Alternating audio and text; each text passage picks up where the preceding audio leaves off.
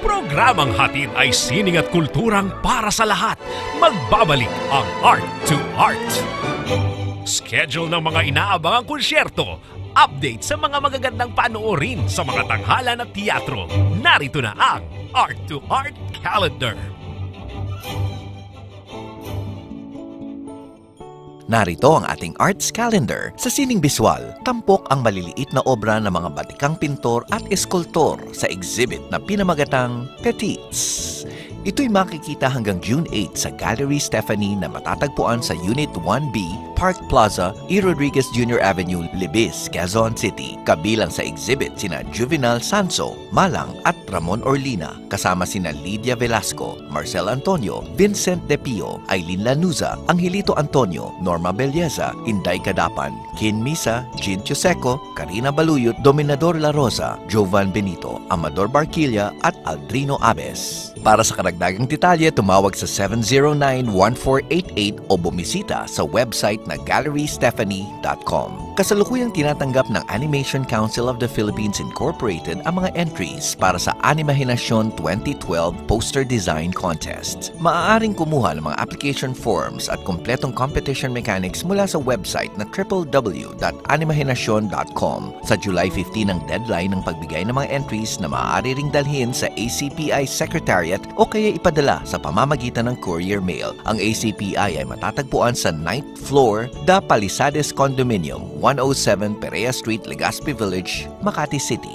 Para sa mga katanungan, tumawag sa 817-2727 Local 108 o mag-email sa animahinasyon@gmail.com. Sa teatro, inihahandog ng Japan Foundation Manila ang Japanese mime artist na si Lemuro Naoki sa Mime Solo Act Time of Mime. Ito'y mapapanood sa June 14 at 15 alas 7 ng gabi sa Carlos P. Romulo Auditorium, RCBC Plaza, Ayala Avenue, corner Senator Hill Puyat, Makati City. Nagsanay sa ilalim ng yumaong si Marcel Marceau, ang founder ng modern pantomime, si Lemuro Naoki, at nagtanghal ng sari-saring mga festival sa buong mundo at nagwagi na ng mga parangal kabilang ang Gold Medal for Mime Improvisation Section noong 2009. Magsasagawa rin si Naoki ng workshop para sa mga university students sa June 15 alas 2 hanggang alas 4 ng hapon sa CPR Auditorium, RCBC Plaza. Para sa karagdagang detalye, tumawag sa 811-6155-258 o mag-email sa email@jfmo.org.ph.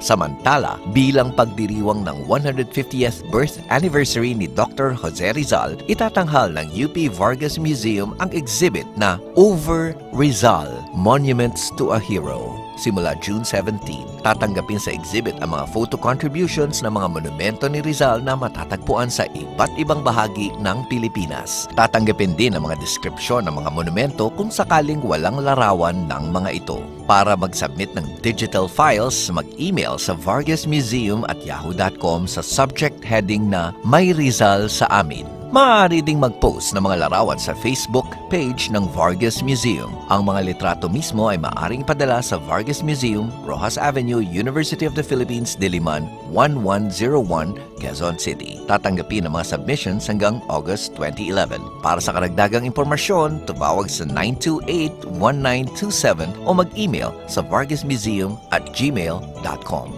Usapang sining at kultura para sa lahat. Kasama ang balerina ng bayan, si Lisa Makuha. Art to Art. Kasama pa rin po natin ang magkapatid na alagad ng sining sina Hazel Sabas Gower at Jai Sabas Aracama. Okay, Hazel. Assignment. Okay. How different is dancing from choreography? Ang dancing, ang ganda kasi yung instrument mo, yung katawan mo. And you're able to express your soul and yung interpretation mo sa dance through your body. And ang choreography naman, sa akin, fulfilling personally. Kasi, natatawa ako kasi kung tutuusin, pag nagko-choreograph ako, mahirap ang mga choreography ko. So, yung mga frustration ko na hindi ko nagagawa as a dancer, lumalabas. Pero, joking aside, but in a way, there's a truth to that. But I really enjoy being able to utilize the talents of each and every dancer. Kasi parang ang feeling ko, So, nag-e-enjoy kang pahirapan ng mga pahirapan ng dancer. Ganon. Ang galing mo mag-ano. Oo, Ang di galing ba? ako. Oo. Pero yung, meron talaga for me, yung dating niya sa akin, malalim kasi pag nakita ko na yung produkto, yung mga hindi mo ina-anticipate na lumalabas. Akala mo yung ideas mo, nagsa-start kasi everything starts with a concept. Tapos pag na-transfer mo na yung idea sa dancer, tapos nakikita mo yung mini-meet ka in the middle, na-interpret nila yung idea mo. Parang for me, thrilling. Nahanap ko yung passion ko doon. Very thrilling talaga. So na-fulfill ako. And there's that part of me na hindi pare-pareho tayo, di ba? Meron, like you love to dance kahit kailan, sumasayaw ka pa hanggang ngayon. Ako, ang fulfillment ko is being able to see my work through other dancers' bodies and producing out of that.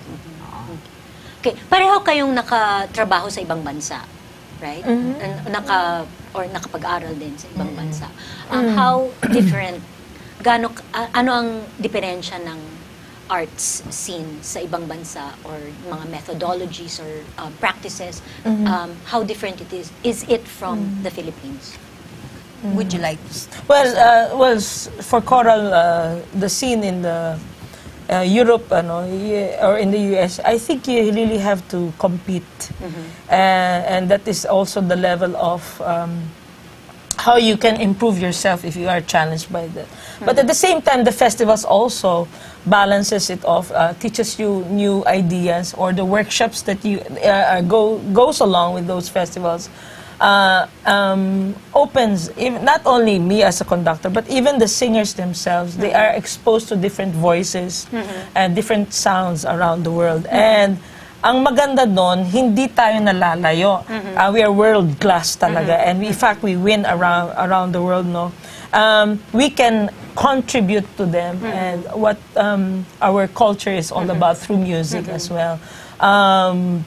Ayun, I think that's the best. Tama si Jai, marami talagang talented dito sa Philippines. Maraming raw talent. Ang na-learn ko especially sa New York is finding your own voice. Yung it's very good to learn tradition, but also taking a risk. And that's what I learned, being assertive. Kasi nga, very shy ako nung hindi maniniwala yung Yeah, pero she was shy I was very Talaga? shy. Shy siya? Parang hindi Always. ka I was shy naniniwala. too. Really? Hindi na talaga ako naniniwala dyan. Yun yung napansin ng teacher ko na sabi niya, Hazel, you have to learn how to be assertive. Kasi I think it's a cultural thing also, yung don't talk back to your teacher or something Being like that. Pero doon, gusto nila naririnig how you will defend your work. Why did you produce this work? So meron kaming compositional studies and I had to do that every single day. And if you're not that way, ang daming talented na Will eat you up. competition. Yeah, right. So you really have to be assertive and learn how to be upfront there and really show who you are, and take a risk. Well, that's the beauty of art, because if you have no venue of expressing yourself, you don't really get to know even who you are, and then and the way people accept it also, and they also contribute, and you meet in the center. That's the beauty of creating. That's the beauty of art. Exactly. itself. And in fact, what I struggled with the most was trying to find something that was original and what they meant. I didn't understand what they meant by that at first. Of course, you know the meaning of original. And the thing is, they said, explore the roots of your country. And so when I did the study, I tried to explore anything Muslim, anything Igorot, but then I went beyond that. I tried to improvise with the movements and not be very literal. That's right. And then finally, my teacher, who rarely gave me compliments, I think she only gave me one compliment out of 2 years. And she said, finally you found your own voice. So that was very fulfilling. And I think that was what I learned there, was no matter how crazy your idea is, go for it, because you know it's your own voice. And you have to be crazy also. Yeah, you do have to take Yeah, you have to Speaking be- of crazy, Jai, Yes. naalala ko nagkita tayo Yan sa na naman. ASAP Okay. Minsan. Oh, yeah? And na-struck lang ako sa sinabi mo sa akin noon. What did I say? Sabi ko, Jai, anong ginagawa mo dito? Sabi mo sa akin, ikaw, anong ginagawa mo dito? Tapos sabi ko, magsasayaw, ikaw, anong ginagawa mo dito? Sabi mo, well, somebody has to make sure na people are doing things right. Right, yeah. And did you mean yung musical Yes, the musical. integrity ng ASAP? I was checking on that also. I was also a judge, I think. There was Okay. a contest there. Then also to check the singers also. So I was, kumbaga, they asked me to help out there. Yun, that's why I was there. Well, at least we are there to, we met again in another place. Yeah. Pero anong mas gusto mong gawin? Kumanta or mag-conduct, mag-direct, mag-judge? I love to sing. I really love to sing. Conducting is different because it's more, you're leading, it's another art, okay? It's a combination of different individual voices. The beauty of putting them together and making them sound one. They learn different voices and they sing at the same time. They learn a certain music, etc. But to sing as a solo, you're looking for your own, your expression, your own voice. For me, when I sing solo, parang lumilipad ako, parang I get lost. Because I feel the beauty of expressing, especially gospel music, jazz, or the soulful music like that. I like to really express that. But when I conduct, the beauty naman, the fulfillment is that I'm able to incorporate, as Hazel said, no, to look for the right kind of music that can, the identity, no. So I've been experimenting kasi. Even before Glee came, UPCC was there, no? Because we did already dancing and singing. But of course, this kind of singing comes from the Western world, and just us ballet is also to the Philippines.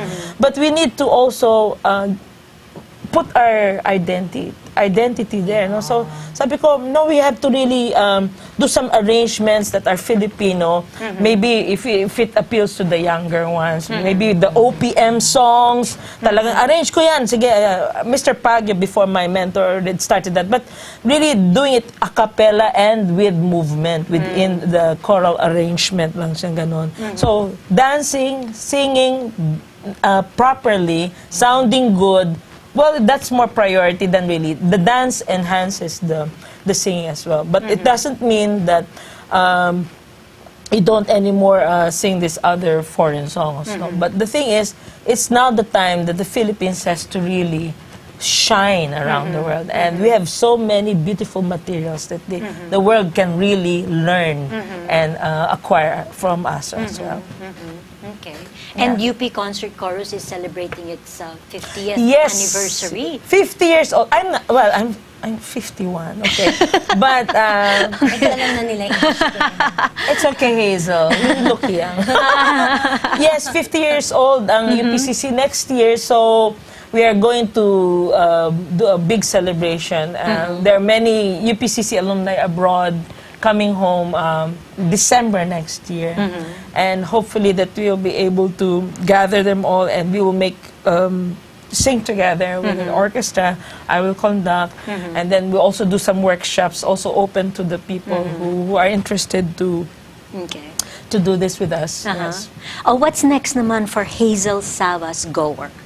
Actually, I have projects in line through 2012, and when I return to the States, I'm guest teaching at Central Pennsylvania Youth Ballet for their summer workshop. And then I'm also working on my second Fulbright grant. Taipei National University of the Arts invited me to be their guest professor for 2012. And actually... Taipei, malapit na sa Manila. Yes, malapit na. Tapos, eto nga, feeling ko nga Green was parang good luck nga eh. Kasi eto sa Indonesia, si Edmond Garland wants to start a ballet company in Indonesia. So he's already inviting me. And also Chris Monani, who used to dance with Ballet Manila, wants to do something in Dance Theater of Tennessee. So, ang you're- ballet world, ang arts small. world actually, ang Yes. Filipino arts world talaga. It's na small, siya? no? Small, pero global. Global. Oo, di ba? We reach out talaga. At saka, may connection tayong lahat, di ba? Parang ang liit talaga ng world natin. Yung kung sino yung kilala ko sa Ballet Manila or Ballet Philippines or PBT from the 80s, ngayon, nagko-connect tayo globally. Kasi Ang galing talaga. sila na yung nagiging leaders and Sila na. visionaries. Oo. Exactly. Yeah. Oo. Okay. Mabilis na namang nagdaan ng kalahating Soto? oras. Nagpapasalamat kami sa ating mga panauhin. Sandali lang, closing spiel ko. Ay, sorry. Jai Sabas Aracama at Hazel Sabas Gower. It has been a most enjoyable afternoon with you. Maraming salamat. Thank you very much, Lisa. Mga kaibigan, samahan ninyo kami ulit sa susunod na linggo, alas 3:30 ng hapon, dito lamang sa Art to Art. Ito po si Lisa Makuha, nagpupugay sa artistang Pilipino at sa lahat ng Pilipinong nagmamahal sa bayan.